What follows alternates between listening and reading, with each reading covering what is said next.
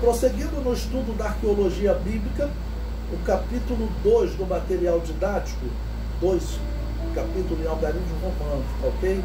Diz arqueologia e o dilúvio. Essas histórias sobre o dilúvio encontradas entre diversos povos servem de evidência a favor ou contra a veracidade da Bíblia Sagrada? Bom, eu coloquei como uma pergunta, eu entendo que elas estão a favor das Escrituras Sagradas. Se você tem praticamente todas as civilizações do mundo falando de uma grande enchente, essa é descrita como a história mais contada no mundo, né? Das civilizações encontradas, a história comum a todas é o dilúvio. Então ela serve de evidência a favor da Bíblia ou evidência contrária à Bíblia? Eu considero a favor. Ou seja, realmente esse evento aconteceu, para você encontrar bem entre os maias. Mas é claro que os hereges, eles vão fazer o quê? Se eles encontram na Bíblia e a arqueologia encontrou em outro povo, automaticamente eles vão dizer o seguinte: a Bíblia copiou daquele povo. Ainda que esse achado arqueológico seja mais recente que a Bíblia. O Pentateuco, o Gênesis, ele foi escrito perto de 1500, 1400, nessa época, antes de Cristo, tem achado do ano 700 que eles dizem que Moisés copiou ele. Isso é impossível. Mesmo sendo um achado anterior, existe achado anterior a 1500. Mesmo sendo um achado anterior, não significa necessariamente que foi copiado. Será que os maias copiaram de alguém? Não, uma história, ela pode ser contada por muitos povos sem que A tenha copiado de B ou copiado de C. É natural também acreditar que é um conhecimento que está entre todos os povos. Do meu ponto de vista, isso aumenta a veracidade da Bíblia. Número 1, o relato acadiano. Acádia era uma das cidades sumérias que, após o dilúvio, foi habitada pelos semitas e dominada por Nimrod. Veja em Gênesis 10:10. E o princípio do seu reino foi Babel, e Ereque, e Acade, e Cauné, na terra de Sinar. Então, ou seja, a terra de Sinar, essa expressão é o mesmo que Suméria. Tá bom? O termo Sinar, ele tem a mesma origem de Suméria. Tudo indica que é a mesma região. E a cidade de Acade, aqui vai ser retratado um achado, eu vou retratar um achado posterior ao dilúvio, contando a história do dilúvio, ok? Ou seja, um povo que viveu ali próximo de onde Abraão vivia. A cidade de Ur ficava próximo da cidade de Acade. Então eu coloquei aí a figura desse relato encontrado na cidade de Acade, que é chamado de Épico de Atanases. Aí tem aí a figura da primeira tabuinha, depois uma segunda tabuinha com o registro ali abaixo dela, ok? Uma terceira tabuinha, todos retratando Épico de Atanases, a terceira tabuinha no Museu Britânico. Bom, o que trata esse Épico de Atanases?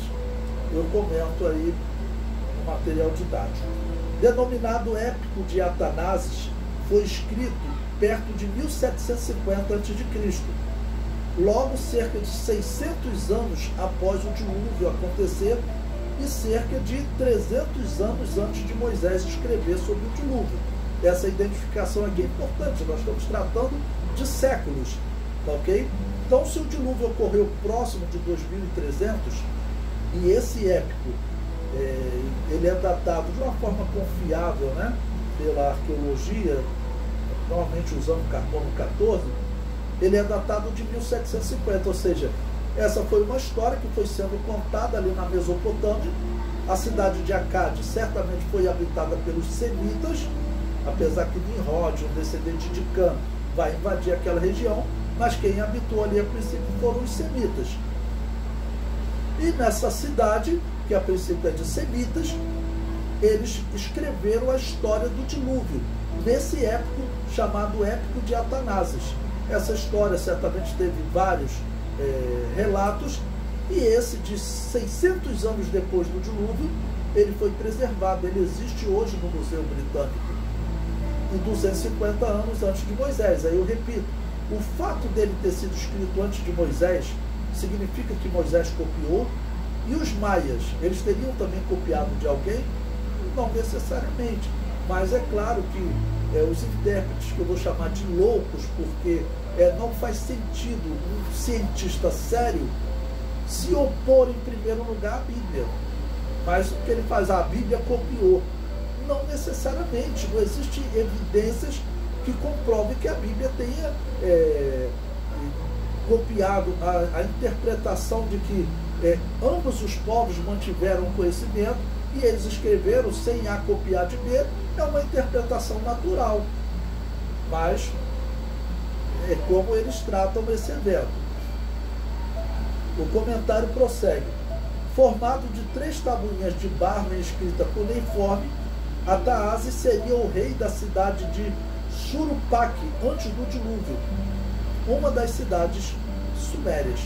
Tá bom? Então eles estavam retratando esse homem, tá bom? Chamado Ataases. Ele seria o rei de uma cidade e esse homem teria sobrevivido ao dilúvio. Ou seja, poderia ser o Noé. Poderia ser o Noé da Bíblia. Eu falei no outro tópico para vocês, o Nimrod da Bíblia, na escrita cuneiforme encontrada aí pelos arqueólogos, ele é identificado como Minos, porque são leituras de idiomas diferentes, a questão de som é complicado. Então, esse homem poderia ser o Noé bíblico, ou inventaram alguma história, porque sabe como ocorre. A pessoa, às vezes, ele vai contando para o filho, depois conta para o neto, e muitas pessoas, às vezes, acabam pervertendo a história. Por isso que a história do monoteísmo, ela se torna um politeísmo.